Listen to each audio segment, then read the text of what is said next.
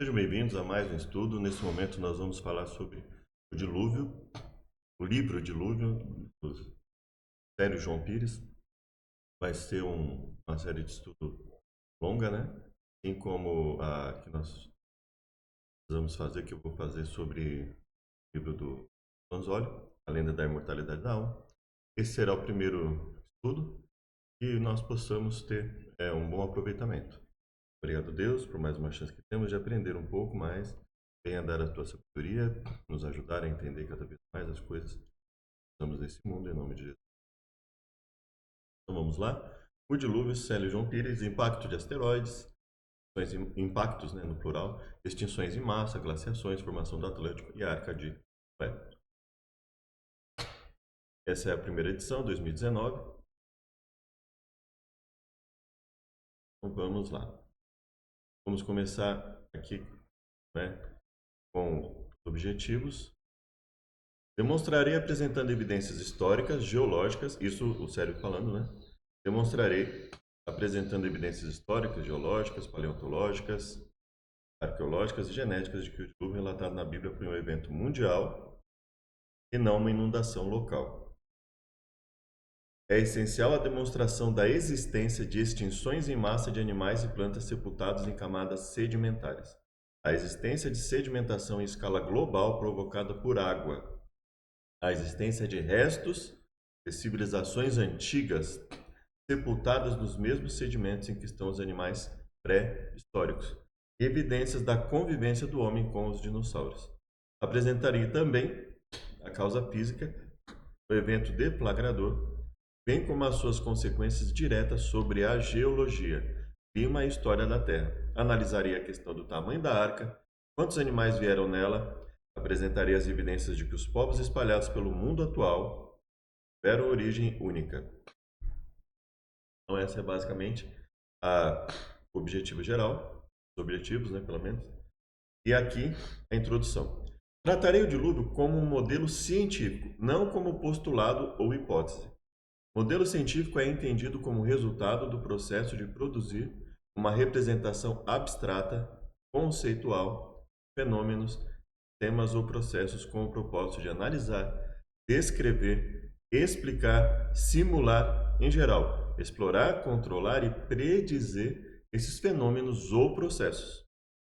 O modelo científico pretende representar objetos empíricos, fenômenos e processos físicos em um caminho lógico e objetivo. Aqui é a tradução que ele fez, né? E aí ele tem muitas referências, né? Ele tem aqui os números referentes os números que nos levam às referências do livro, né?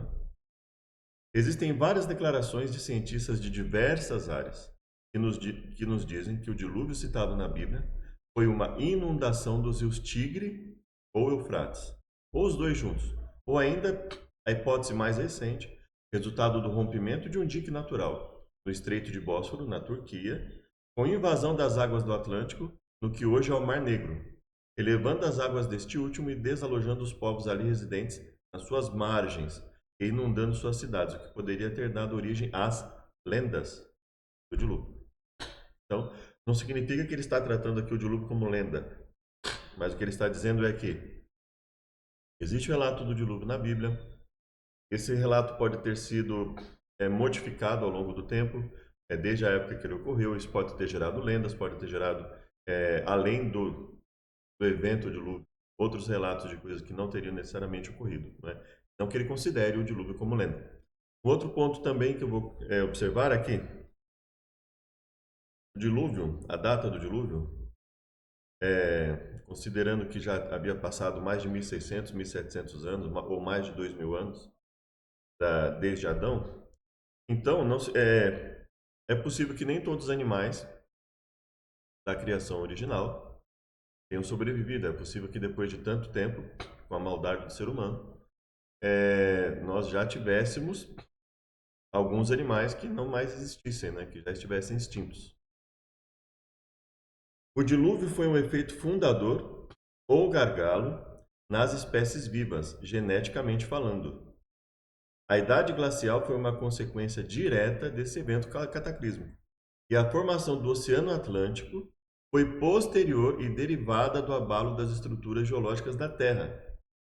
Então, basicamente, muita coisa da estrutura da Terra, evidentemente, ela se modificou. Se você pensar no evento dessa natureza, dessa magnitude, desse tamanho, dessa abrangência, então, com essa abrangência, então você vai ver que é evidente que a forma que a Terra está hoje, ela foi grandemente afetada. Então, nós não podemos usar o modelo do planeta atual, a configuração de tamanho de montanhas, etc., atual, para analisar a possibilidade do dilúvio, sem pensar nas modificações que o próprio dilúvio causou. Então, eu tenho que pegar a Terra e pensar assim, como a Terra ficou assim por causa do dilúvio.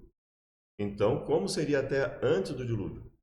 Então, quando eu pego o que o dilúvio causaria com o planeta, aí eu faço uma espécie de engenharia reversa, né? Eu vou e volto caminhos.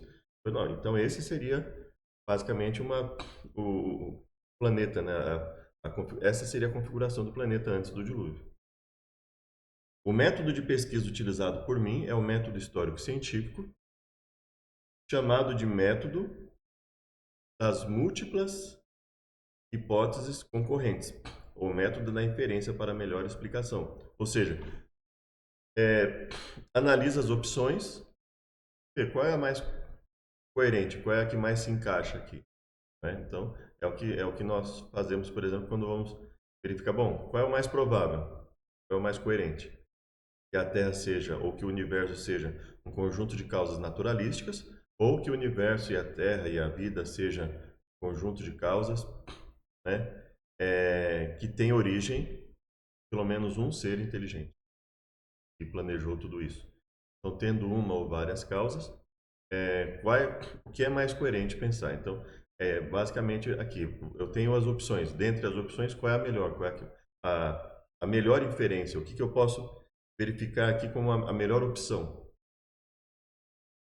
É um estilo de raciocínio de investigação forense. Busca estabelecer as causas de eventos passados na história. Parte das pistas deixadas volta para as causas prováveis ou possíveis.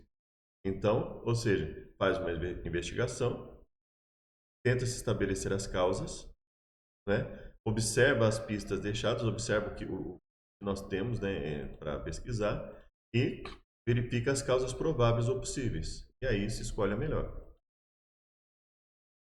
Meyer, segundo a análise de Meyer, né, a forma de abordagem histórica ou ciências históricas, como ele chama, se distinguem das disciplinas científicas não históricas, em virtude de três características a seguir. O interesse histórico ou perguntas que motivam os seus praticantes. O que aconteceu? O que causou esse evento? Né?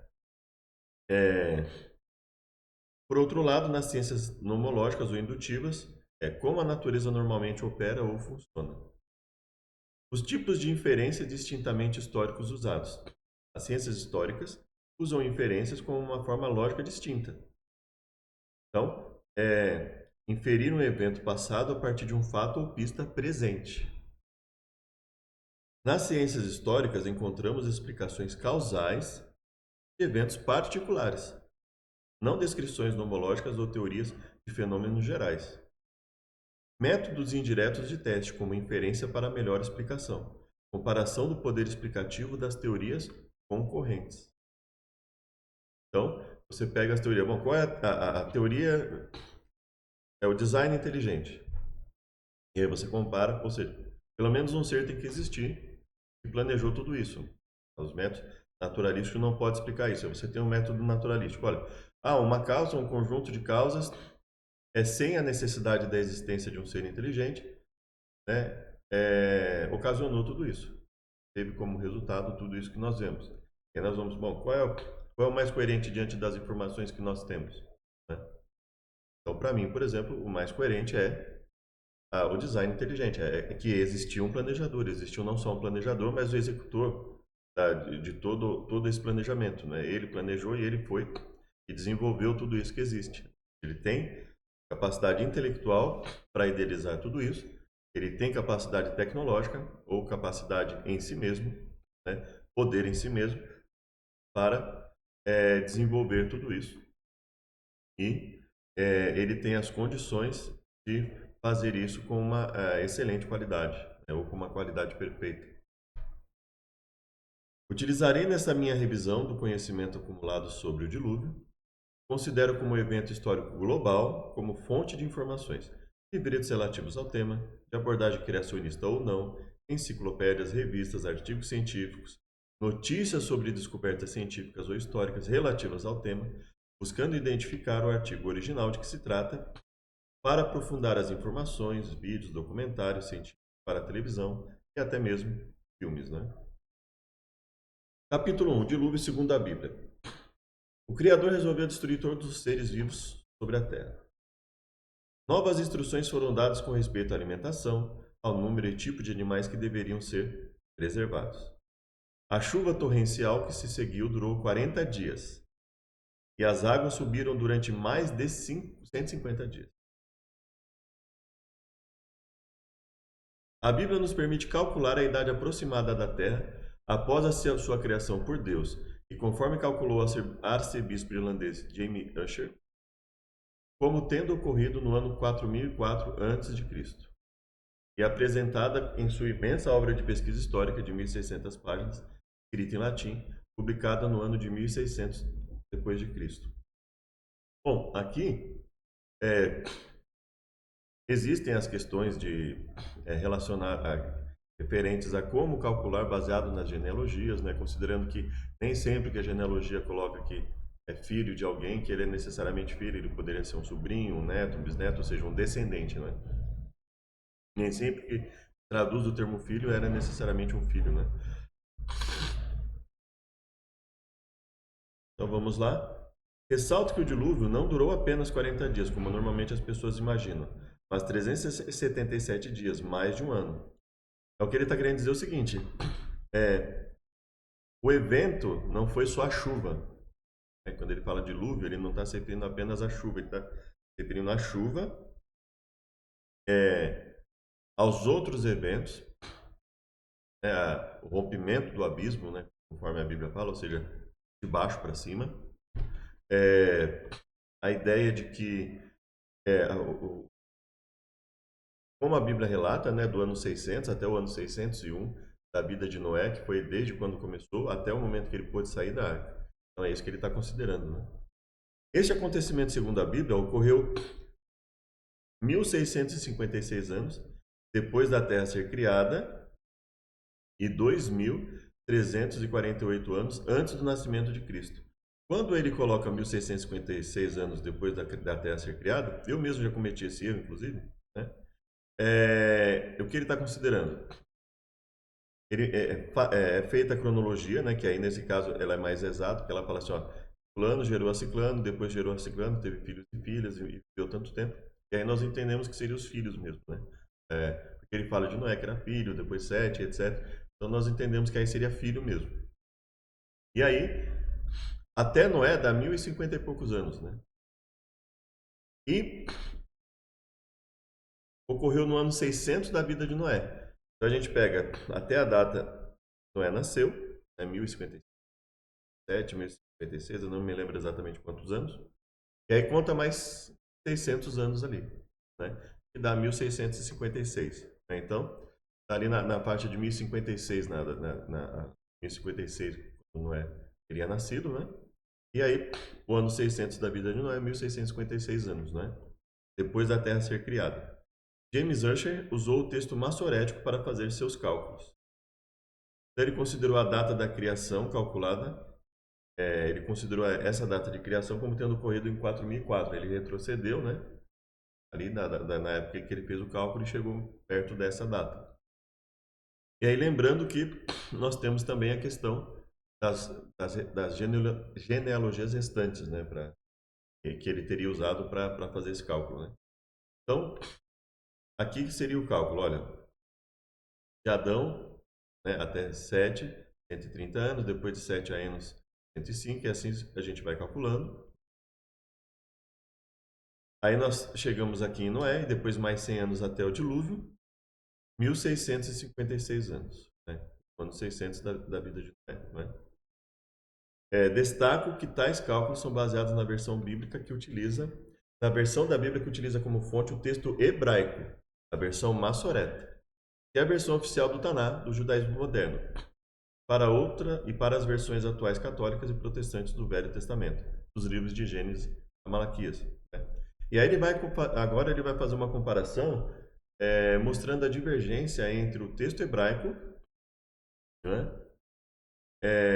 No caso a versão Massoreta, né? E a Septuaginta, por exemplo. A Septuaginta, ou Septuaginta, apresenta divergência para maior em relação à versão Massoreta, relativa às datas de nascimento do primeiro filho dos patriarcas antes do dilúvio, conforme tabela a seguir, colocando a data da criação em 5.490 a.C. e não 4.004. Então, uma diferença considerável, né? Com isso, a data da ocorrência do dilúvio também muda, passando de 3.228 a.C., que é 2.348, mais 880, 3.228 anos.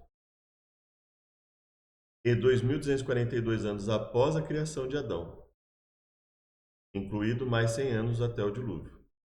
Uma diferença de 880 anos a mais em relação a 2.348 a.C., cálculo de Usher. Em relação à idade da Terra, essa diferença chega a 1.486 anos a mais. Nesse caso, a idade da Terra, em 2018 d.C., de acordo com o calendário judaico, é de 6.014 anos, na versão Massoreta, que o povo israelense usa. Perdão. O povo israelense usa, ou seja, mais aproximadamente ali 6.014 anos, né? Usando a versão Massoreta. Calculada pela versão da Septuaginta, a idade da Terra chega a 7.480 anos, após a criação, ressalto, do meio ambiente habitável, pois o corpo planetário em si é muito mais antigo do que isso. Então ele está falando aqui, ó, 7.480 anos após a criação, ressalto, de seu meio ambiente habitável, pois o corpo planetário em si é muito mais antigo. Então, aqui ele entende que os planetas são mais antigos, né? Mas da criação em diante e do ambiente habitável do planeta, né? Nós temos aí entre 6.014 anos e 7.480 anos, dependendo da versão bíblica utilizada, a Septuaginta ou a dos Massoretas, né? E aí nós temos a comparação aqui, ó, de Adão a Sete, na versão dos Massoretas, 130 anos. Na Septuaginta, 230 anos. Então aqui só as diferenças, por exemplo, aqui, ó. Então aqui nós temos 100 anos de diferenças, de 7 a anos, né? Nós temos 105 na Massoreta e na Septuaginta 205, então mais 100 anos. Aqui também mais 100 anos, aqui também mais 100 anos, mais 100. Veja só, aqui ficou igual, aqui mais 100 anos, aqui menos 20 anos, aqui mais 6 anos, né? Aqui nós temos igual, 500 mais 100, e aí nós temos a diferença aqui, né, até o dilúvio, né? 1.656 de um lado, 2.242 anos de outro, ou seja, de Adão até o dilúvio. Na versão dos Massoretas, 1.656 anos. E de Adão ao dilúvio, 2.242 anos, né? Então essa é a diferença aí, considerando as versões. Então, ou seja, nós teríamos uma idade mais antiga da Terra, né? De pelo menos 7.480 anos, considerando a Septuaginta aqui. Mas minha melhor inferência, e a de outros pesquisadores, é que a Septuaginta está correta em relação a este aspecto. Até porque o texto Massoreta foi alterado propositadamente, segundo o que descobri, e você poderá ver referências sobre isso mais à frente. Então ele considera que, por algum motivo, a genealogia usando o texto hebraico foi modificada de propósito. Por algum motivo ela foi modificada para dar um período, para mostrar um período menor, né, do que ele seria realmente. Você pode ver mais detalhes sobre as divergências entre as versões Massoreta e Septuaginta da Bíblia no comentário bíblico adventista do sétimo dia. Então, a indicação 75, né? Alan von Stein, tratando dessas discrepâncias entre as versões, nos diz: embora as duas fontes não apresentem diferenças importantes no geral, então no geral elas não apresentam diferenças importantes, em geral elas são muito semelhantes. Há uma grande divergência entre elas, justamente nos dados genealógicos contidos em Gênesis 5 e Gênesis 11. Geralmente dá-se mais crédito ao texto dos Massoretas, porque a transmissão e a revisão do texto foram feitas com incrível precisão e cuidado. No caso dos anos, entretanto, alguns tendem a acreditar mais na Septuaginta. Então, assim, no geral, a versão dos Massoretas, ela foi incrivelmente precisa e com cuidado estrito. Então, assim, ela tem mais credibilidade. Mas, por algum motivo, nesse ponto específico da genealogia da Gênesis 11, você dá mais crédito para a Septuaginta. A arca foi perdida por ocasião da invasão de Jerusalém pelos babilônicos, em 586 a.C., pelo rei Nabucodonosor. Caso esses livros fossem encontrados, não estaria dúvida sobre as datas registradas por Moisés. Então, ou seja, se nós tivéssemos acesso realmente, né, a todo o material possível, antigo sobre o tema, possivelmente não se estaria dúvida sobre as datas. Né? Poucos povos no mundo possuem um sistema de calendário iniciado desde a sua origem como povo. O caso dos maias é um desses exemplos, cujo calendário começa com a destruição de um mundo anterior e a criação do povo maia. De acordo com o calendário maia, o início da era atual se deu em 11 de agosto de 3114 a.C. De acordo com o calendário gregoriano proléptico, ou em 6 de setembro de 3113 a.C., de acordo com o calendário juliano. Essas correlações de contagem longa dos maias e os calendários ocidentais é aceita pela grande maioria dos pesquisadores maias, conhecida como a correlação GMT. Temos assim um mito da criação do povo maia, precedido da destruição de um mundo e de uma civilização anterior, pelos deuses maias. A data inicial do calendário maia, 3114 a.C., está dentro das datas mínimas e máximas. Ele vai fazer uma comparação do calendário maia com o que é relatado, né, nos textos bíblicos. Né? Ele vai falar, está dentro das datas mínimas e máximas obtidas com os cálculos feitos com o texto massorético ou com a Septuaginta, como sendo a data do dilúvio, entre 2348 a.C. e 3228 a.C. Então, entre 2348 e 3228, essa data está ali, mais perto desse, né? Ó, se aproximando mais da data limite do texto da Septuaginta, ou seja, está mais perto, evidentemente, desse texto, né? 3114 para 3228, são 114 anos, né? Diferença, né? E daqui para cá é muito mais, né? Então você veja que está muito mais perto dessa data, mas está dentro desse intervalo aqui. Outras civilizações que ainda existem também possuem calendário que remontam às suas fundações. É o caso da civilização chinesa, por exemplo. O início do calendário chinês. O calendário chinês é um dos mais antigos registros cronológicos que se conhece. E neste ano de 2015, a partir de fevereiro, corresponde ao ano 4713 desse calendário, o que coloca o seu início em 2698 a.C. Então veja, o calendário maia está mais perto dessa data, 3228. O calendário chinês coloca o início mais perto dessa data, 2348. Né? Então, o maia, 3114, mais perto de 3228. O chinês, 2698, mais perto de 2348. Né? Em 4 de 12 de 2007, foi noticiada a descoberta da mais antiga cidade da China, que pode ser a mais antiga capital da mais antiga dinastia chinesa, localizadas na província oriental de Zhejiang. A cultura Liangzhu, segundo os arqueológicos, ou Liangzhu, né? Liangzhu, segundo os arqueólogos, existiu entre 3.400 a.C. e 2.250 a.C. E também está naquele limite ali, né? Está perto, né? Está perto daquele limite. Aqui já estaria, aqui nós temos 3.228, aqui nós temos 3.400. É um pouco mais distante, mas está perto daquele limite ali, né? E aqui nós temos 2.348, 2.250, né? Então ela é um pouco ali no intervalo um pouco maior, mas está perto daquele limite também. E a idade da cidade encontrada situa-se entre 2.000 e 3.300 a.C., também em acordo com as idades limites da ocorrência do dilúvio. Agora vamos falar o início dos faraós no Egito, né? A civilização egípcia também é uma evidência indireta, por ser uma das mais antigas do mundo. Seu passado remonta, no caso do período pré-dinástico, a 3.100 a.C., podendo chegar a 4.000 a.C. Considera-se que a primeira dinastia, segundo estimativas, começa em 3.200 a.C. e estende-se a 2.778.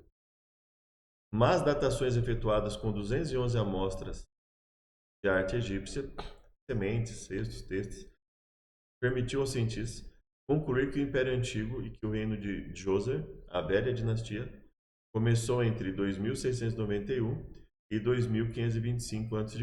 É claro que tudo isso é preciso ser analisado para ver assim, qual o critério, qual é a precisão, com que exatidão se pode colocar essa data aqui, né?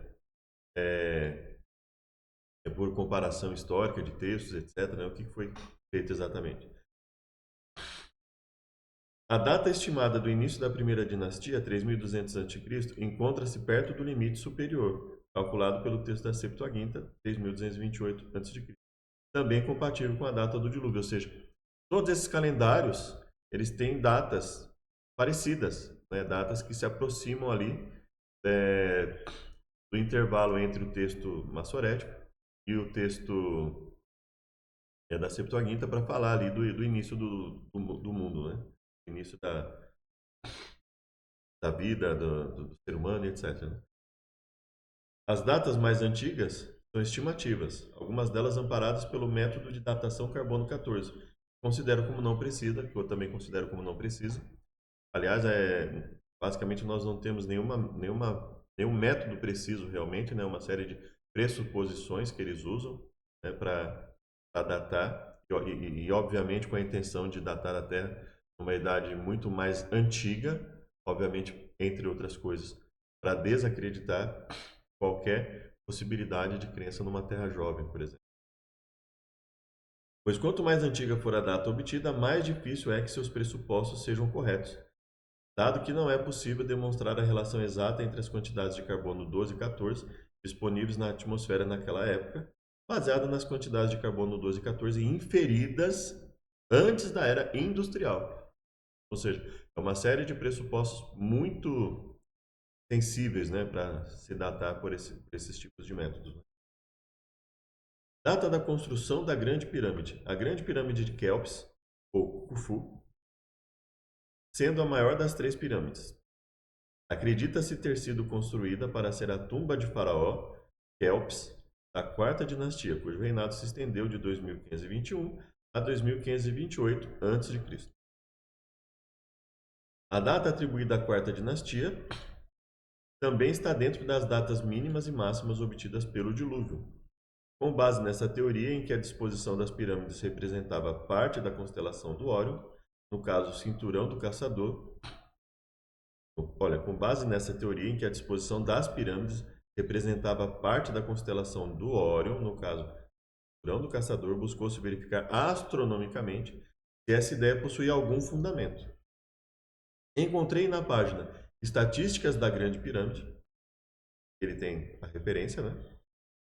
Um resumo das observações astronômicas vinculadas às galerias e alinhamentos diversos observados na Grande Pirâmide, que, se fossem casuais, não se repetiriam. Então, observações astronômicas vinculadas às galerias e alinhamentos diversos observados na Grande Pirâmide, que, se fossem casuais, não iriam se repetir. E que apontam para a data de 2450 a.C., como sendo a data que a construção da Grande Pirâmide estava sendo feita, não obstante, a colocar fora do período da Quarta Dinastia. Ressalto que nem todas as datas obtidas com referência à Grande Pirâmide são concordantes entre si. Aí ele mostra aqui a imagem, né, que teria auxiliado é, essa pressuposição. Na minha opinião, uma data astronômica obtida para a construção da Grande Pirâmide tem maior validade, em termos de data de construção, do que estimativas históricas, que atribuem a sua construção à quarta dinastia.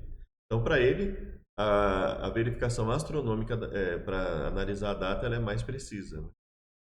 Ela é mais válida, né, do que as estimativas históricas. A teoria da correlação de Orion é uma hipótese em egiptologia, cujo clamor central é que existe uma correlação entre a localização das três maiores pirâmides de Gizé, ou Gizé, e as três estrelas centrais da constelação de Órion. A rejeição da teoria pelos egiptólogos é compreensível, pois implicaria em rever todas as datas atribuídas às dinastias dos faraós egípcios.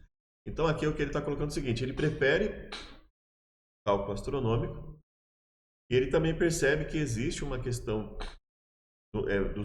em relação aos especialistas para rejeitar essa teoria, que pode até estar relacionada a uma questão de ego, né?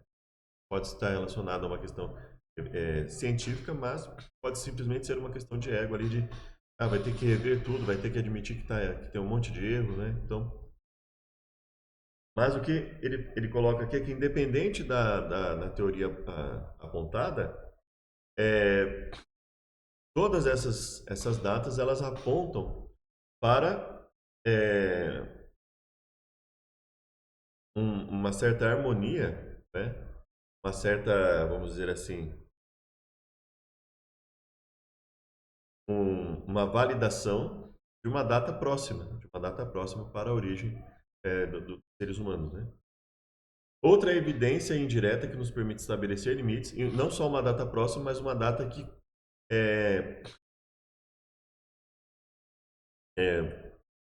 auxilia na verificação da validade do relato bíblico, né, em relação à proximidade do ser humano, à ocorrência desse evento, né? Então, ou seja, ele está falando, ó, considerando as outras datas, outros calendários, outras formas a questão das pirâmides, então nós conseguimos verificar aí que tudo isso apoia uma data próxima para a origem dos seres humanos e uma data próxima em milênios para esse evento catastrófico, o dilúvio, né? Outra evidência indireta que nos permite estabelecer limites para a data da ocorrência do dilúvio é a idade das árvores mais antigas do planeta, as sequoias gigantes. As idades calculadas para as sequoias que vivem no oeste da Califórnia, nos Estados Unidos, demonstram que são os exemplares mais antigos da Terra, não se sabendo o motivo por que as mais antigas têm apenas, entre aspas, 3.200 anos de idade. A mais velha sequoia conhecida possui 4.650 anos de idade e se encontra no Parque Nacional da Sequoia, na Califórnia. Ou seja, nasceu em 2.635 anos antes de Cristo, tomando como base o ano de 2015, ou seja, estaria ali perto da data do dilúvio, né? Algum evento no passado extinguiu as sequoias no mundo todo e, quando ressurgiram, limitaram-se geograficamente às montanhas da Califórnia. Que evento foi esse? Pesquisadores não sabem, ou pelo menos dizem não saber, né? Ou seja, que evento teria extinguido sequoias no mundo e feito com que elas ressurgissem no limite geográfico ali nas montanhas da Califórnia, né? Aqui, uma foto, né, olha, Cura 4, Grizzly Giant, né?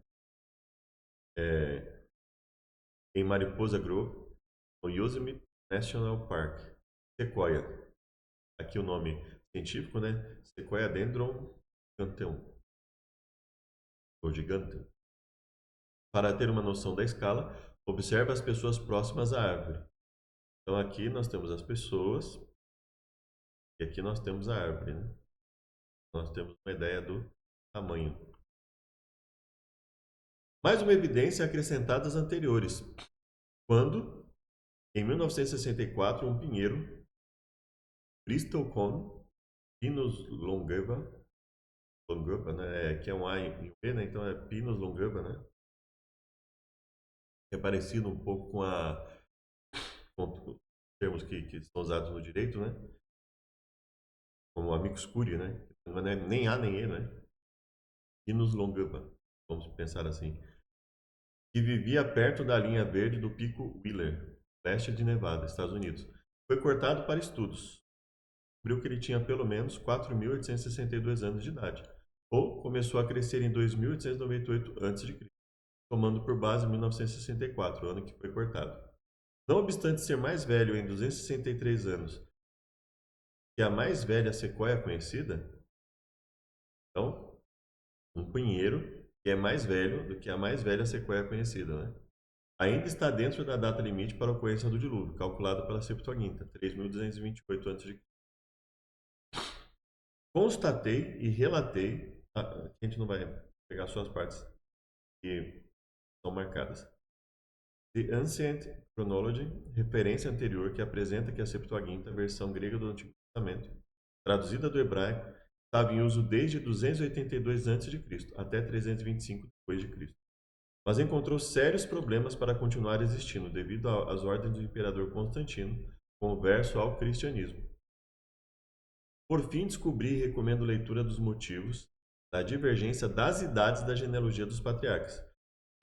The Alexandrian Septuagint Story, da referência acima, o tópico The Genealogy Difference in the Masoretic.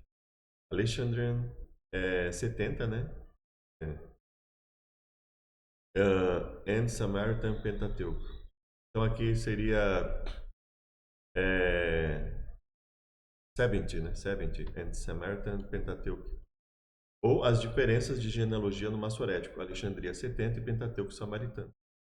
Aqui, se você tiver interesse em conhecer, só consultar o link externo referenciado.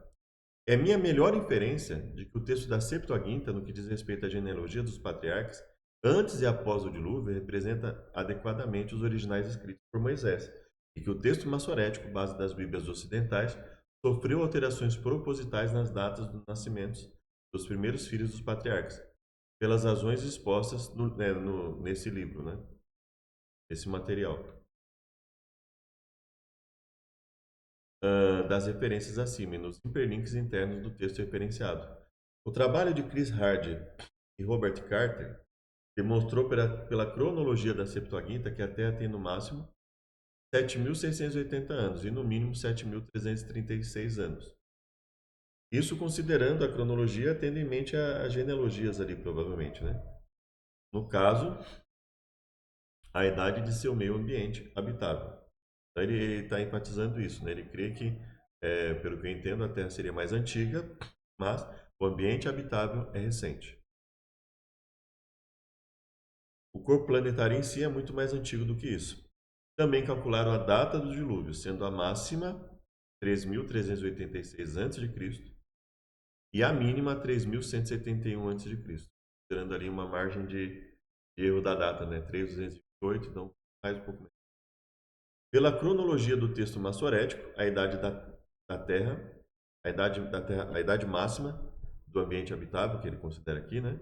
E para quem crê na Terra jovem do próprio planeta, seria 6.357 anos e a mínima 6.142 anos. E para o dilúvio, a data máxima 2.646 e a mínima 2.431 a.C. Eles também calcularam o limite da imprecisão das geocronologias entre as versões Massoreta e Septuaginta, que é limitada, livre de lacunas e é de apenas 308 anos. A metodologia utilizada, na minha opinião, na dele, né, é adequada. Então, eles calculam o limite da imprecisão das geocronologias e aí eles calculam que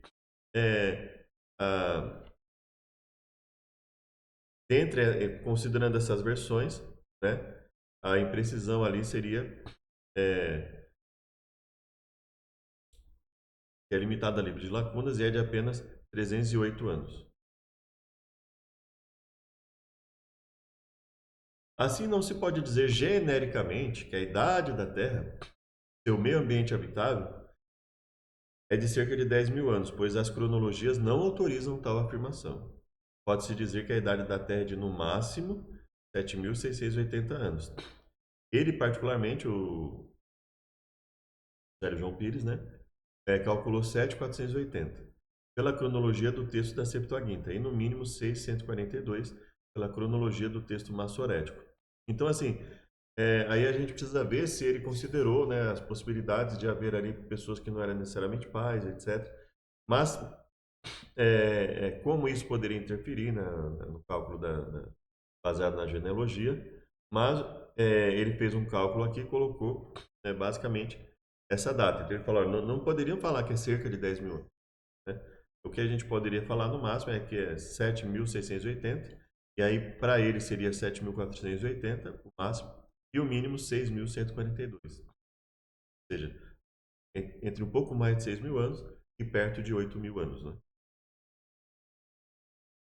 Perto de 7.500, 7.680, né? Perto ali dos 7.700, 8 mil anos.